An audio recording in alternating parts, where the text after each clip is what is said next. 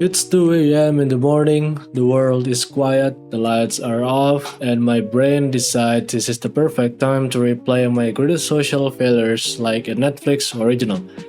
I'm lying in bed trying to sleep, and suddenly there's a high definition flashback of me saying you too to a waiter who told me to enjoy my meal. Wonderful, exactly what I need. Not peace, not rest, but a highlight of real, embarrassment curated by a brain that clearly hates me. So today, while this gameplay runs like my life decisions, orally, we're talking about why this happens. It's pretty funny, really. Out of every moment my brain could replay, it never chooses the good parts. Not the time I helped someone, not when I actually looked cool for once in my life. No, my brain scrolled past those like a YouTube sponsor segment. Instead, it prefers the humiliation playlist like greatest hits of personal failure, remastered edition. Imagine being moments from sleep, wrapped up like a cozy corpse in a blanket, and then your neurons tap you on the shoulder like, hey, remember that time you tried to high five someone and they didn't see your hand, so you pretend to scratch your head instead? Thanks. That is truly inspirational. I will cherish that, of course. And this happens almost every night, not once a month, not occasionally, almost nightly. Like a subscription service I never sign up for but still get charged emotionally. Sometimes I think the brain is less of an organ and more of a chaotic archivist with a dark sense of humor. It waits until the exact moment you relax, then opens a dusty drawer labeled shame and begins reading out loud like it's poetry night at the world's worst cafe. And on this page, we have the time you called your teachers as a mom. Ah, yes, a masterpiece of mortification. The more you tell yourself to stop thinking, the louder it gets. Like telling a cat not to knock something over. It hears you, of course, but it simply just doesn't care. I lie there staring at the ceiling like a dead fish, thinking, why do I still remember things from 8 years ago? I can't even remember what I ate yesterday. Human memory work like trash. We throw away useful information like birthday, deadlines, and why we walked into a room.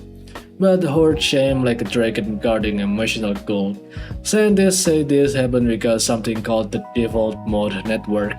It sounds advanced, like a futuristic AI, but basically it's the part of your brain that wakes up when you stop doing things. When you finally rest, it goes just like, great, we are not busy right now, time to review some trauma. Evolution probably designed it to help us reflect, but mine also use it to produce psychological horror movies. No plot, no soundtrack, just raw embarrassment project directly into my soul. Imagine if your brain was a person, you try to sleep and he hits you with like, remember when you waved at someone who wasn't waving at you? Let's analyze it for 3 hours straight. Yeah, it's so unnecessary but pretty funny to be honest. And why is it always in the night? Why not in the morning? The answer, just like I said before, it's pretty simple.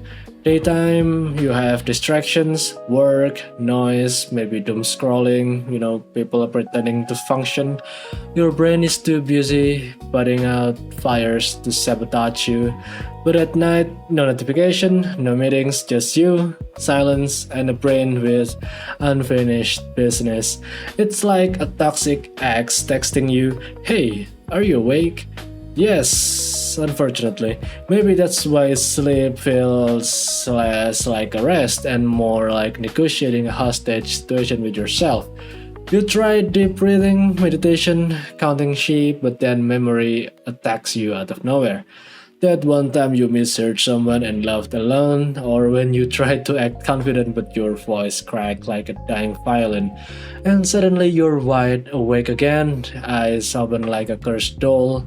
This cycle goes until 4 a.m., where you either accept defeat or pass out like a crashed server. Morning comes and you wake up finally, feeling like a half downloaded human. You brush your teeth while questioning your entire existence. Another day begins, another speedrun of bad decisions. And as you're watching this gameplay this far, notice how I play this video on your screen. This is just like my brain operates, wandering aimlessly, making choices with confidence of a clown, yet somehow moving forward regardless. Just like life, we move, we fail, respond mentally, and pretend it's intentional. Honestly, sleep should be your easiest thing to do. Just lie down and stop being conscious, but human brains again refuse to obey this simple instruction. Night becomes a board meeting with your internal demons. They sit across the table wearing cheap suits like, maybe we should review that embarrassing moment, and the other person say that agreed, let's also replay that breakup slowly for emotional impact. And yeah, there is just no breaks, it's just pure psychological slapstick. Some nights, of course, get the tough, gets heavier than before. Not just embarrassing memories, but the existential kind. What am I doing with my life? What did I say to? Why did I even say yes to that? Why do I exist in a mid shell controlled by electricity? You stare at the ceiling, and the ceiling stares back at you, offering zero answers. You start thinking about everything, the future, the past, that cringe thing you did in 2012, that friend and you don't talk anymore, like it's so embarrassing, and your inevitable mortality. And then your alarm rings in what feels like 14 minutes. Congratulations, you're still alive. Whether you wanted to be or not, morning doesn't even care what you think. You get up anyway, eyes like hollow marbles, coffee like liquid survival, and then your brain whispers things like, same time tonight? And you nod because there's no escape, only coping throughout the day. But there is a way to fight back, in my opinion. Not to defeat the brain, of course, that will require a system update that your brain doesn't even have, but at least to negotiate a ceasefire. Write your thoughts before bed, like dumping emotional cash. Yeah, it worked for me. I don't know for you. At least it worked for me because it forced my brain to do something and just write everything that I think, there is on my mind in a paper, and that worked pretty well for me at least. Slow breathing, it's basically telling your brain to, just relax. I read some paper from Harvard claims it helps, and it worked for me too. And I know maybe for the third one, you already getting tired of listening to this or reading this. No phone before sleeps, like 30 minutes before sleeps. I usually not playing my phone. I know this one's like telling a fish not to swim, but trying this is, yeah, it's worth your time. It worked for me.